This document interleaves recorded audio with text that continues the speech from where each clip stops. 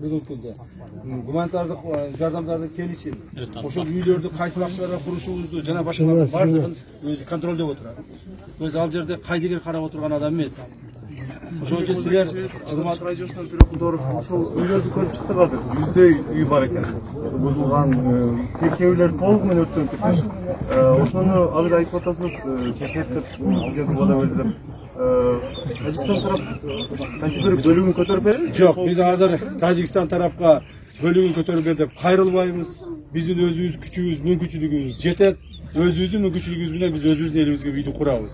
Эгерде кайсы бир убакытта Тажикстан тарап ошо кылган иштерине өкүнүп жардам берем деп, то есть ошол биз ошо кылган бизге ишиге зыянчылыктарын толтуруп берем деп кайрылган болсо, биз аны карайбыз. Бирок азыркы күндө биз Тажикстандан жардам бер деп суранбайбыз. Туура. Туура. Урматтуугандар, мына үйлөр турат го. Буларды үйлөрдү биз бүтүрөбүз деп айтып койбостон, бул үйлөрдү биз жакынкы күндөрү баштайбыз. Жакын күндөрү. Ушул бир аптанын ар жак бер жагында үйлөрдү кайрадан ордуна кое баштайбыз. Мына күзгө чейин, сентябрга чейин. Жылуу жумшакта, мына суук түшөлекте ар бириңер үйлөрүңөр Кудай кааласа жакшынакай болуп бүтүп, ичине кирип жашап каласыздар Кудай. Анан урматтуу Ташиев